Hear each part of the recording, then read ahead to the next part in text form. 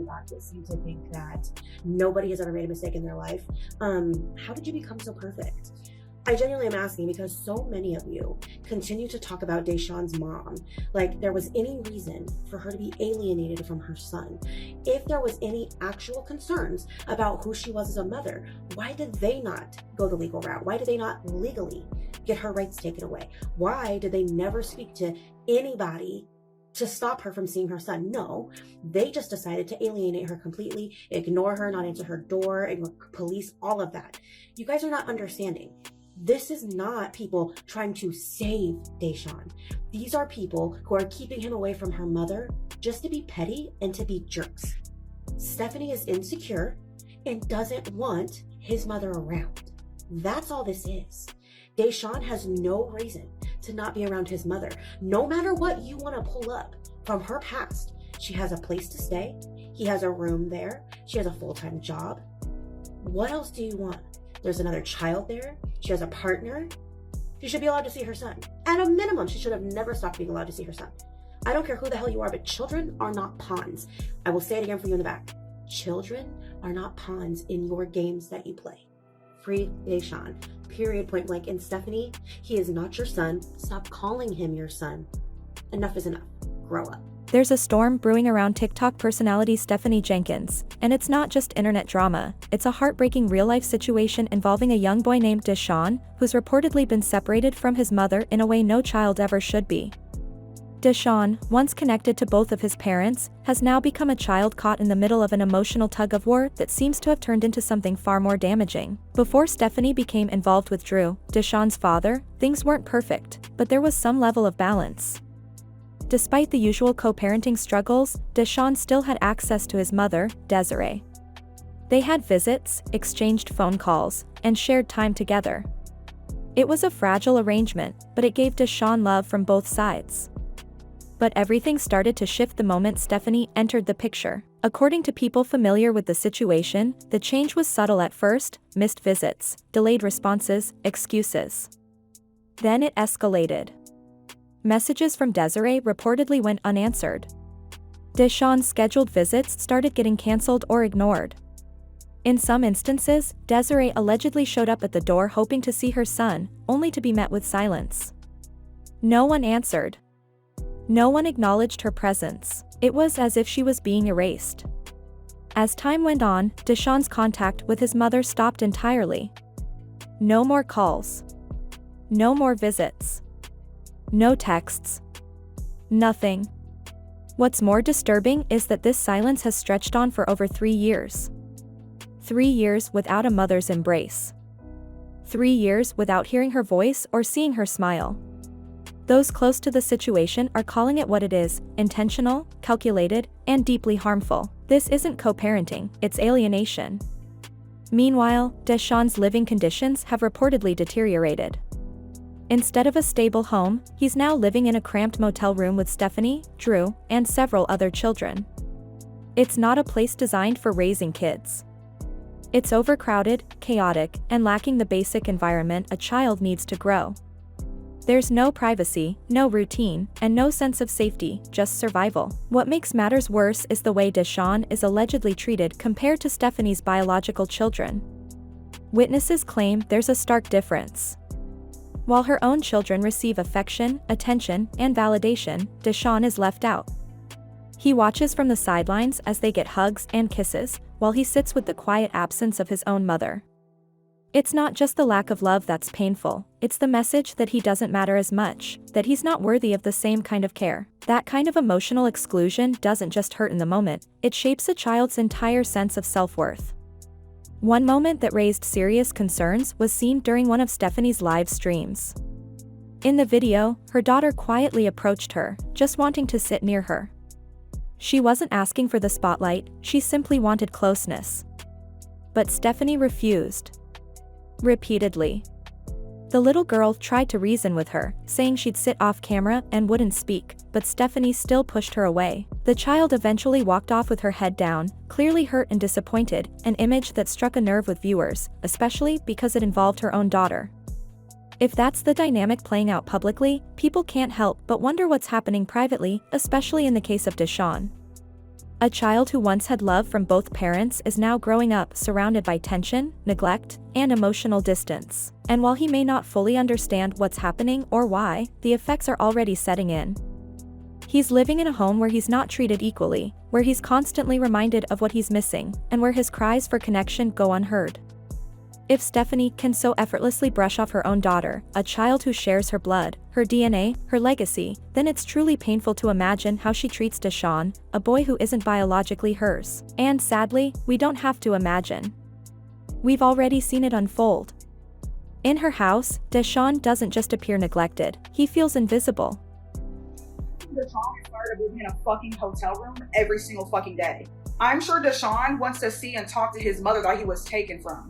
I don't give a heck. I'm going to keep talking about this shit every single day. Now, I find it weird that Stephanie gets on here and pretends that Deshaun is his, like she says, this is my child, this is on the third. Mind you, his real mom is on this app and can see everything, but yet hasn't been able to talk to him in 3 fucking years. You get on this app, you call this child your own, you know he's not, and then you say that you're married to your man that you're with, but you're literally married to somebody else that's literally in jail. None of these children have ever lived in a stable home, and y'all don't see that? I genuinely am asking because so many of you continue to talk about Deshaun's mom like there was any reason for her to be alienated from her son. If there was any actual concerns about who she was as a mother, why did they not go the legal route? Why did they not legally get her rights taken away? Why did they never speak to anybody to stop her from seeing her son? No, they just decided to alienate her completely, ignore her, not answer her door, and police, all of that. You guys are not understanding. This is not people trying to save Deshaun. These are people who are keeping him away from her mother just to be petty and to be jerks. Tomorrow, Desiree and Drew will be going to court in regards to custody for Deshaun. Desiree filed for 50-50 custody. State of Oregon, you have to go to a parenting class and mediation. Drew and Desiree were supposed to go to mediation the other day. Drew did not show up. Drew also did not do his parenting courses, and Desiree did her parenting courses. I have a good feeling that Drew isn't going to show up. He didn't show up to court with our Lita about child support. His consequence was the warrant. I believe the warrant is still active, and he just pretended like he went to the courthouse to clear up the whole warrant situation. That paperwork, I believe it was really fake. I think he just said, oh, I'm getting my license reinstated, and the warrant's gone, just so people would stop being like, oh, you're driving on a suspended license, Drew, and people would shut up about the whole warrant situation. He asked for 50-50 custody of Deshaun. I really believe she's going to get it. Court is at 10 a.m. He's not living in a home, he's enduring a situation, trapped in an emotionally cold environment where affection is selective and favoritism runs deep. From what's been captured in countless clips and live streams, it's clear Deshaun has been pushed to the background. When it comes to meals, he isn't treated equally. There are moments, undeniable and uncomfortable, where he's seen lingering in the background while the other children are already eating. No one calls his name. No one makes sure his plate is ready. And while some may brush that off as nothing, for a child, it's a moment of rejection that echoes louder than any words. Kids pick up on those things. Being left out even in small ways sends the message, you are not part of this. Then there are the physical signs, unsettling and hard to ignore. Deshaun has been shown in videos with visible bite marks on his arms, raw and seemingly untreated. Meanwhile, the other children in the house appear well-kept, clean, and tended to. That kind of difference, in attention, in care, in basic hygiene, screams neglect. And no one's asking the hard question, why is this child always the one slipping through the cracks? It's not just the everyday moments that reveal this pattern, it's also the ones that are supposed to be special. Like his birthday. For most kids, that one day of the year means balloons, gifts, a cake, or at the very least a celebration that feels personal. But for Deshaun, all he got was a simple bed decoration. No gifts, no party, no singing, no lights. Just a quiet, half-hearted display that looked more like a formality than a celebration. And if that wasn't enough, just a week later, one of Stephanie's biological kids had a birthday, and the contrast was brutal. The entire room was transformed with balloons in every corner, flashy decorations, and energy that screamed joy and love. Now think about the message that sends to a child like Deshaun, that he's not worth the effort. That he's not as important. That his existence isn't something to celebrate in the same way. And those messages? They don't just pass through a child, they stay. They sink in. They mold how that child sees themselves for the rest of their life. He's not just being left out, he's being conditioned to feel less than. Like he doesn't measure up. Like he isn't lovable in the same way the other children are. And what's worse? He's reminded of that difference every single day. From the way meals are served, to how he's spoken to, or not spoken to how the adults around him behave, he's constantly being shown that he isn't part of the real family. And what about Drew, Deshaun's biological father? The one man who should be his protector, his safe space, the one steady force in a life full of instability? Unfortunately, Drew's behavior is just as disappointing. Instead of stepping up and being a loving, present father, especially since Deshaun has been cut off from his mother, he's emotionally absent, if not completely checked out. Drew doesn't show the kind of care that builds a strong bond with a child. There are no dad and son moments. No bonding experiences. No one-on-one time carved out just for Deshaun. Even during something as vulnerable as a dental appointment, when any kid would want comfort, Drew sat across the room recording the whole thing for social media instead of holding Deshaun's hand or being emotionally available. The moment became content for followers instead of care for his child. And it wasn't just that one time. Anytime Drew takes Deshaun out, the other kids come along. There's never any exclusive time to build their relationship, to ask how he's feeling, or to simply show Deshaun that he matters. In one video, Deshaun is clearly nervous in the dentist chair. He's looking around, unsure, uncomfortable, and instead of a reassuring touch or soft words, he gets a camera in his face while his sibling is seen lounging in the car, playing around. The whole scene lacked structure, affection, and intention. It felt rushed, chaotic, and cold, the opposite of what a child needs during a moment of vulnerability. And through all of this, the most heartbreaking part is that Deshaun's mother, the one person who raised him, loved him deeply, and was once his constant, has been cut out completely. Not because she gave up. Not because she walked away, but because access to her was denied. Intentionally. Repeatedly.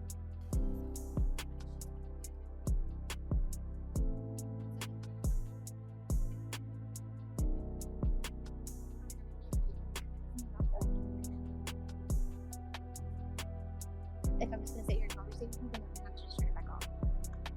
You can just don't talk to your video. It's not that bad. You and your sister need to go find something to do. Go play or go back inside.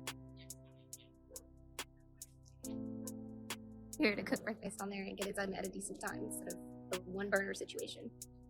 What's up, baby girl? You done making videos yet? Not yet. Look, her hair's growing faster than Bella's. She looks a ton like you. At least can you continue your hair? It's funny how you guys don't ever care that I'm doing something with my phone. You continue the video, but can we say here? Let's do. Nope, I'll go ahead and turn it off. Yep. Because Deshaun is tired of living in a fucking hotel room every single fucking day. I'm sure Deshaun wants to see and talk to his mother that he was taken from. I don't give a heck. I'm going to keep talking about this shit every single day. Now, I find it weird that Stephanie gets on here and pretends that Deshaun is his, like she says, this is my child, this, that, and the third. Mind you, his real mom is on this app and can see everything, but yet hasn't been able to talk to him in 3 fucking years. You get on this app, you call this child your own, you know he's not, and then you say that you're married to your man that you're with, but you're literally married to somebody else that's literally in jail. None of these children have ever lived in a stable home, and y'all don't see that. And a lot of y'all can relate and are butthurt because y'all picked the wrong baby daddy. And y'all will forever hold a man above your children every single time. Say whatever you want, but a man could never, ever, ever, ever, ever in a million years come before my children. And I would never in a million years pick living in a motel over taking them somewhere where they would be stable at. Oh, and free Deshaun. And now the parent who remains doesn't even show up emotionally. Deshaun isn't just missing a parent, he's missing a lifeline. He's living with people who are physically present but emotionally unavailable, and that might be the most damaging thing of all. Because children don't just need food and shelter, they need to be seen, to be heard, to be chosen. And right now, Deshaun is growing up with the painful impression that he's none of those things. And babe, the worst part? He doesn't even know it's not his fault. He's just a kid, wondering quietly, why not me? And that question, when left unanswered, becomes a wound no child should have to carry. This isn't just a story, it's a heartbreak unraveling in real time. At its core is a little boy named Deshaun, quietly enduring a situation no child ever should. What he needs is connection, warmth, and presence. He needs someone to look him in the eyes and make him feel seen, heard, and loved. But from what's been shown repeatedly, Stephanie, who has taken on a parental role in his life, isn't offering any of that. Not even to her own children. One moment that stands out is when Stephanie's daughter came to her during a live stream, simply hoping to sit quietly beside her mother, even off camera. It wasn't a cry for attention, just a small gesture, a daughter reaching for her mother. But even that was too much for Stephanie. She turned her away, multiple times, focused more on performing for strangers than connecting with her child. That small moment revealed something deeper. If Stephanie can so easily brush off her own daughter, what kind of love or care can Deshaun, a child who isn't biologically hers, expect? The reality is harsh. Deshaun is not just physically living in a cramped space, he's emotionally boxed out. What he's missing goes beyond toys or bedtime routines. He's missing the feeling that he matters. That someone lights up when he walks into the room. That someone treasures him. He's not getting affection or nurturing words. He's not feeling emotionally safe, and without that, no child can grow or feel whole. The emotional neglect is slowly wearing him down. And the most painful part? The people responsible either don't see it, or they don't care. Meanwhile, the one person who has been vilified in all of this, his mother, Desiree, has been painted as the villain. Stephanie and Drew have worked hard to convince everyone that Desiree walked away, that she abandoned her son, that she didn't care. But that version of the story falls apart the moment you look deeper. Desiree didn't run. She didn't give up. She made an incredibly painful, selfless decision. She knew her living situation wasn't stable. She was struggling and trying to rebuild. So, rather than drag her son through instability, she asked his father to take care of him temporarily until she could provide better. That's not abandonment. That's sacrifice. And it was made out of love. She stayed involved, she visited. She called. She tried. Over and over again. But at some point, Stephanie and Drew decided to erase her. Not reduce her role, erase it. They stopped picking up her calls. They stopped answering the door when she came by. They silenced her without explanation. They made it impossible for her to even hear her son's voice. She didn't walk away. She was pushed out, locked out, and then blamed for not being there. And if they truly believed she was unfit or dangerous, there was a legal path they could have taken. They could have gone to court. Filed for full custody. Presented evidence. Let a judge decide. But they didn't. Because deep down, they knew they had no case. They knew the truth wasn't on their side. So instead of going through legal channels, they kept her out by force, quietly and completely. That's not co-parenting, that's emotional abduction. Seem to think that nobody has ever made a mistake in their life. How did you become so perfect? I genuinely am asking because so many of you continue to talk about Deshaun's mom like there was any reason for her to be alienated from her son. If there was any actual concerns about who she was as a mother, why did they not go the legal route? Why did they not legally get her rights taken away? Why did they never speak to anybody to stop her from seeing her son? No, they just decided to alienate her completely, ignore her, not answer her door, ignore police, all of that. You guys are not understanding. This is not people trying to save Deshaun. These are people who are keeping him away from her mother just to be petty and to be jerks. Stephanie is insecure and doesn't want his mother around. That's all this is. Deshaun has no reason to not be around his mother. No matter what you want to pull up from her past, she has a place to stay. He has a room there. She has a full-time job. What else do you want? There's another child there. She has a partner. She should be allowed to see her son. At a minimum, she should have never stopped being allowed to see her son. I don't care who the hell you are, but children are not pawns. I will say it again for you in the back. Children are not pawns in your games that you play. Free Deshaun. Period, point blank. And Stephanie, he is not your son. Stop calling him your son. Enough is enough. Grow up. Now, finally, Desiree is fighting back. But she's not doing it with online drama or backdoor moves, she's going through the legal system. She's presenting documents, proving she has a job, a home, and a plan. She's showing she never stopped caring, never stopped trying. She's coming with receipts and reclaiming her right to be in her son's life. And Stephanie and Drew? They're nervous, as they should be, because now there are court dates, paperwork, and accountability.